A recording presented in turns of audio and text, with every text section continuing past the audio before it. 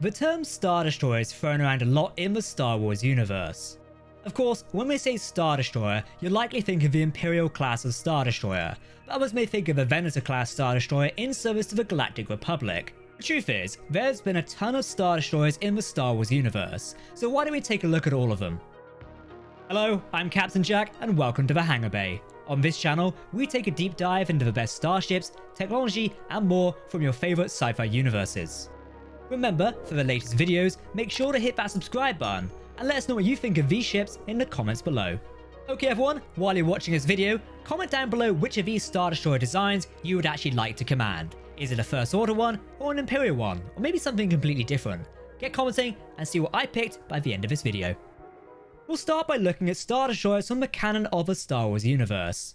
These dagger-shaped capital ships were typically used by the Galactic Republic, the successor state of the Galactic Empire, then the First Order, and then the Sith Eternal. With the outbreak of the Clone Wars, the Galactic Republic needed a warship that could help it push back the Separatist armies. As such, the Venator-class Star Destroyer, otherwise known as the Venator-class Cruiser or Jedi Cruiser, entered service.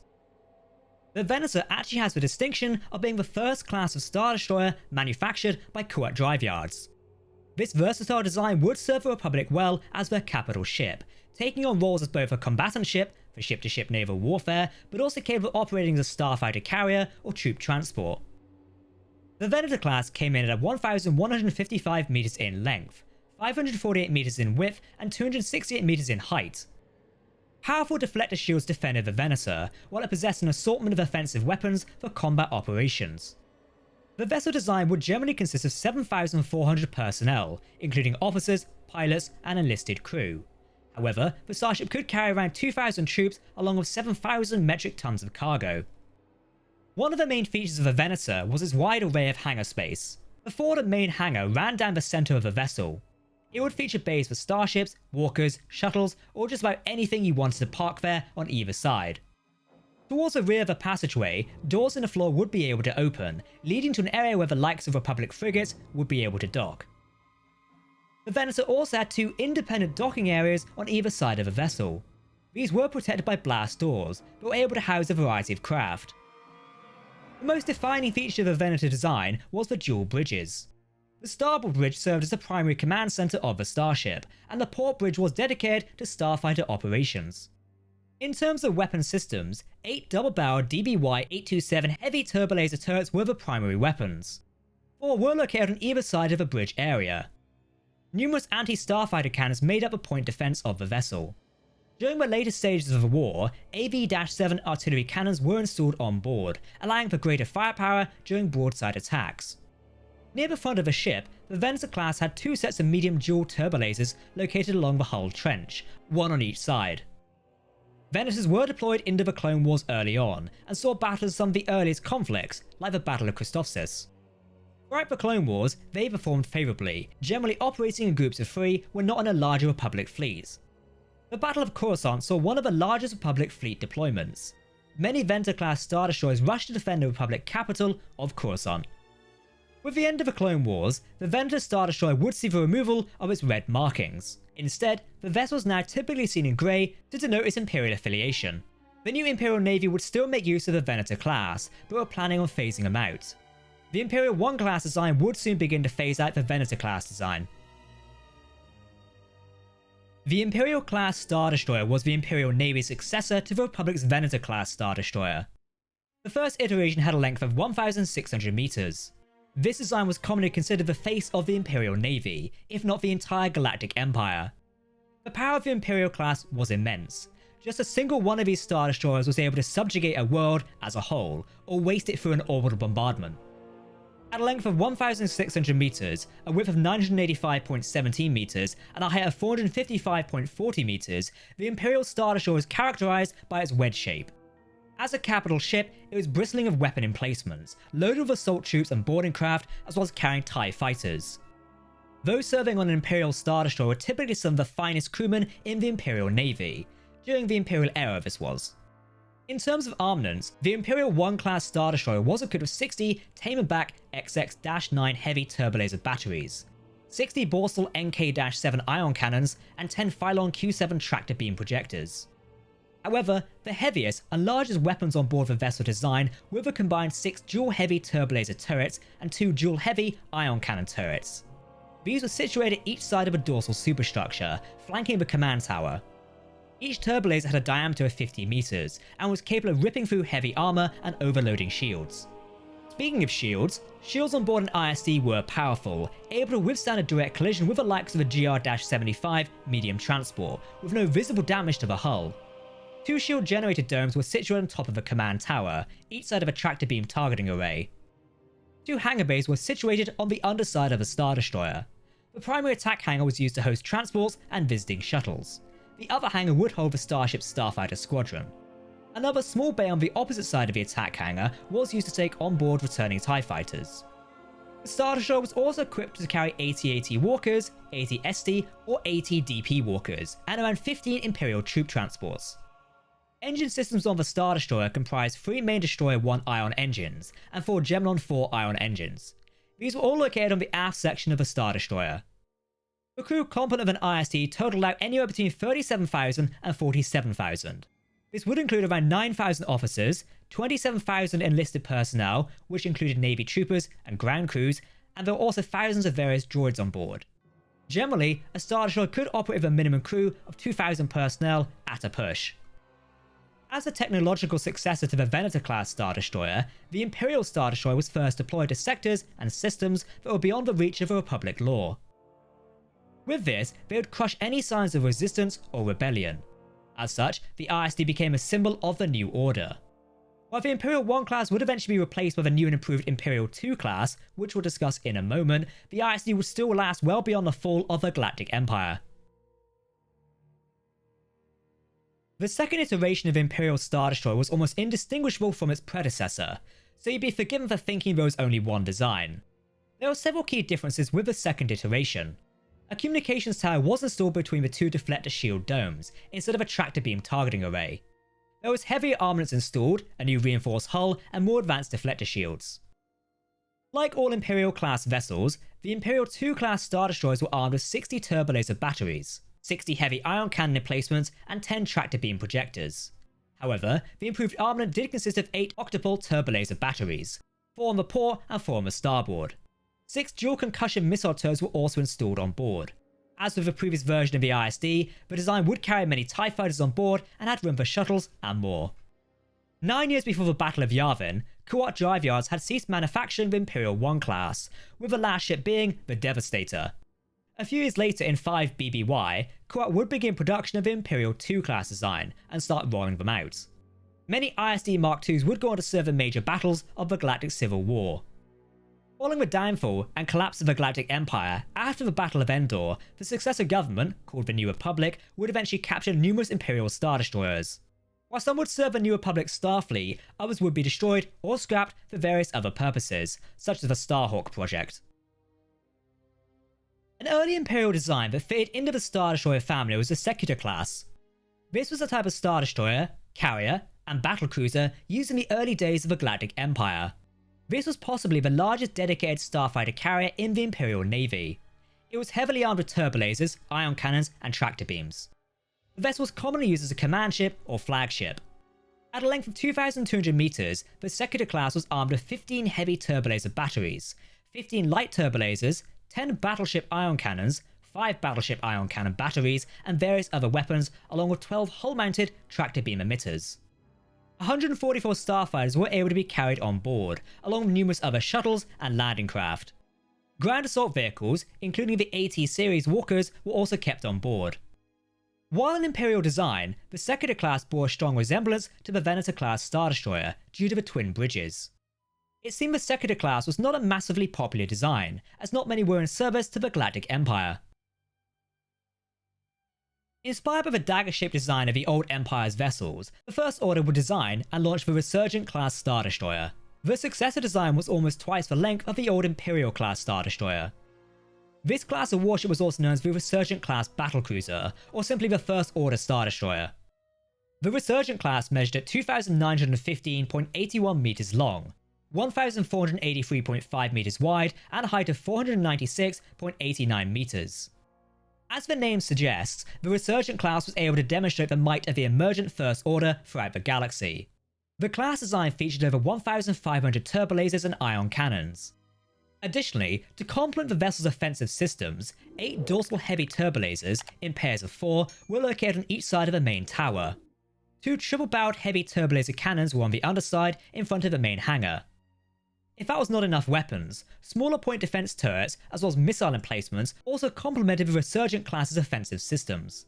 Both starboard and port sides of the stern featured standard turbolaser batteries, while heavy turbolaser turrets and an axial defense turret were located on the bow. While the Resurgent's design would evoke memories of the Empire's Imperial-class Star Destroyer, it's noticeable that it also mimicked the Republic's Venator-class. For example, the dorsal flight deck, side hangars, and long keel are reminiscent of the Clone Wars era designs. These efficient flight decks allowed the Resurgent-class to launch a full complement of fighters faster than any other Imperial warship could. Other design flaws, such as the exposed bridge in the Imperial vessels, was also fixed. Speaking of the hangar complement, the Resurgent-class would typically carry 2 starfighter wings of the First Order's Type FO and Type SF space superiority fighters. These vessels would also be capable of carrying 100 atmospheric assault launchers, speeders, artillery pieces, ground troop transports, and various shuttles. Dark Lord of the Sith, Darth Sidious, made use of the Xyston-class Star Destroyer, otherwise known as the Final Order Star Destroyer or simply the Sith Destroyer. This was derived from the traditional Imperial-class Star Destroyer, but made unique by the installation of an axial superlaser, which was capable of annihilating any world or starship. A massive fleet of Xyston-class destroyers were patiently built in almost total secret on Exegol on orders from Sidious during and long after the Galactic Civil War. The Xyston-class proved to be the most powerful starship ever made in galactic history, as a single one of these was able to destroy any world or vessel, as well as also be used as a deterrent to scare and intimidate worlds into submission to Sidious. At a length of 2,406 meters and a height of 682 meters, the Xyston was quite similar to the Imperial-class Star Destroyer. While similar, it's notable that the Xyston-class is scaled up and fitted with new efficient automation systems to lower the crew requirements to just under 30,000 crew members. Notable markings on the hull, which set the design apart from Imperial-era designs, were the red markings of the Sith Eternal on the edge of the dorsal hull. The design still maintained the dagger-shaped hull. Darth Sidious would eventually move to deploy the Xyston-class Star Destroyers from Exegol, ready to strike fear into those who opposed his return. First Order Allegiant General Enric Pride would take command of the Xyston fleet from his flagship, the Resurgent-class Steadfast. However, when it was destroyed by Resistance forces, along with a civilian fleet of reinforcements, the Xyston starships were trapped in Exegol's atmosphere and defeated one after another. Their defeat sealed the collapse of the Final Order and caused mass losses to the First Order, marking a turning point in the ongoing war and galactic conflict. While equipped with both a hyperdrive and deflector shields, there was a fatal flaw with the Xyston-class. Due to the turbulent atmosphere of the world they were created on, Exegol, neither system could be activated until they were away from it. Additionally, while the starship did pose independent navigation systems, a navigational beacon from the nav tower had to be connected to guide each Xyston-class out of the atmosphere, therefore surrendering their flight control systems. A Xyston-class had 2 docking bays able to hold around 72 TIE Dagger starfighters. Another Imperial-era Star Destroyer design was the Interdictor-class Star Destroyer. Of course, the class was derived from Imperial-class Star Destroyer, but also utilised the components of the Immobilizer-class. 4 gravity well projectors were installed, allowing the Empire to inspect vessels along their patrol routes. The design was near identical to the Imperial-class, save for the 4 gravity well projectors that were visible on the hull. It appears the Empire phased out the Immobilizer 418 cruiser in favour of the Interdictor-class Star Destroyer, probably due to the vulnerability of the Immobilizer design. The Empire would also cancel production of the Interdictor-class heavy cruisers, due to them being easy targets for the Rebel fleet. The Galactic Empire would employ a specialised siegebreaker starship known as the Onager-class Star Destroyer. At a length of 1,288 meters, this was developed in secret. The initial design was intended to swiftly eradicate Separatist holdouts that remained active following the Clone Wars. Even with the deployment of a Death Star, the Onager was still considered to be a greater threat than that battle station. An Onager-class primary weapon was the alleged Kyber crystal-powered superweapon, which could be used as a super heavy composite beam turbolaser or an orbital bombardment particle cannon.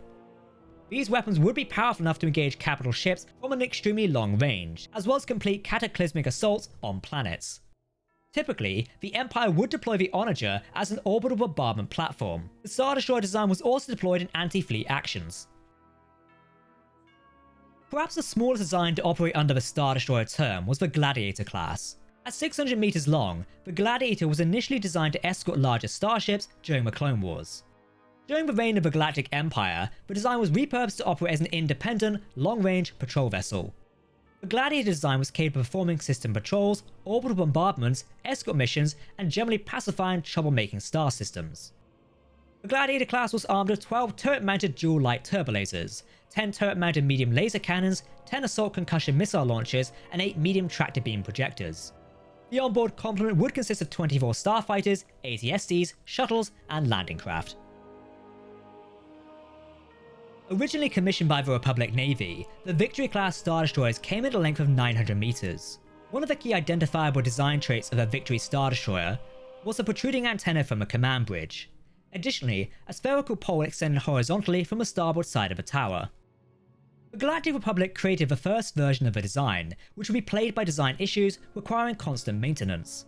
As such, the design would have a negative reputation within the Republic Navy. Still, with the rise of the Galactic Empire, the new regime inherited the design. Typically, the Victory-class would be used to provide security for larger vessels or vital freight lanes. A Victory Star Destroyer was armed with 12 quadruple turbolaser batteries, 40 double turbolasers, and 10 tractor beam generators. Perhaps one of the best armaments on board was the concussion missile launchers. Given that the ship was designed to be an all-purpose, heavy line of battleship, these launchers could deal crippling damage to enemy starships. When the Empire came about, the design of a Victory-class Star Destroyer would be updated to the Victory 2 version. While it was a successor design, it still failed to eliminate all of the issues in the previous version. Victory 2s were armed with the same weapons loadout as the predecessor, and as such were equipped with 10 quad light turbolaser batteries that were evenly distributed to the port and starboard sides of the vessel. Still, it also featured 10 forward-mounted turbolasers, 20 assault concussion missile launchers, and then hull-mounted heavy tractor beam projectors. To keep the design active, some of the Empire's Victory 2 Star Destroyers were equipped with ion cannons rather than the concussion missile launchers. While effective against heavier rebel vessels, like Mon Calamari designs, these ships were rare and not considered a standard design choice. While mainly appearing in the Star Wars Legends continuity, the Tector-class Star Destroyer can be seen in Return of the Jedi for a brief moment. While in the film, serving as a background starship that our heroes fly past, it was not given a canon designation until the 2015 book, The Rise of the Empire. The Tector-class measured 1,600 meters in length, and was notable for its lack of hangar design. It was nearly identical to the Imperial-class Star Destroyer. Instead of a ventral hangar bay, it used increased armor to secure areas usually left open by the hangar's positioning. This made the design more efficient in ship-to-ship combat, as it had less access to internal weak spots. However, it did limit its usefulness in other roles. Being without hangars, it did require dedicated carriers to provide any starfighter support. As an early design, the Tector-class was actually produced by Kuat Drive Yards during the Clone Wars. Of course, we can't not mention the Super Star Destroyers. While a standard Star Destroyer was a formidable enemy in space combat, the Galactic Empire would one-up their design with the introduction of the Super Star Destroyer. Officially designated as the Executor-class Star Dreadnought, the design would commonly be known as a Super Star Destroyer by both those who served on it and those unfortunate enough to go up against it in battle. At a length of 19,000 meters, the Super Star Destroyer had a crew of around 280,000 personnel. It was equipped to carry 38,000 troops and support staff, with consumables set to last for 6 years. While larger than the Empire's Imperial Star Destroyers, the bridge design of the Executor-class actually resembled the initial design. Unlike the ISD, the hull of a Super Star Destroyer is painted black, with a more pronounced dagger shape. As a Super Star Destroyer, the Executor-class possessed an armament of unimaginable firepower, composed of over 5,000 turbolasers, including 750 twin heavy turbolaser batteries and 1,000 turret-mounted twin light turbolaser batteries. Additionally, 125 assault concussion missile launchers, 100 twin battleship ion cannons, and 250 turret-mounted quad laser cannons were also installed on board.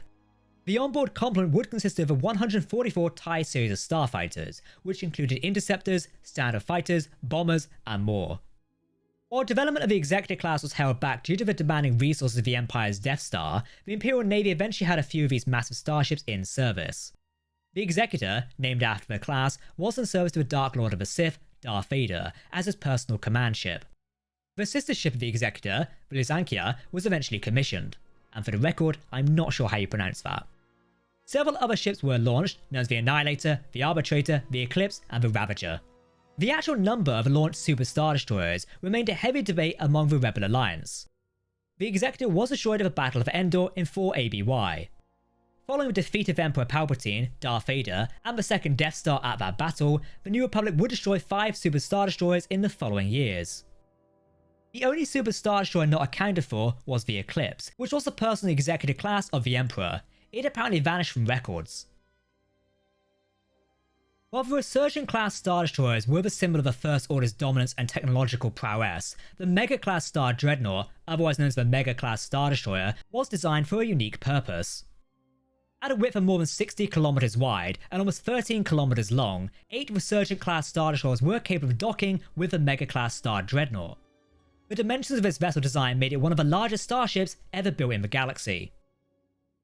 The vessel could carry over 2 million personnel, including stormtroopers and officers.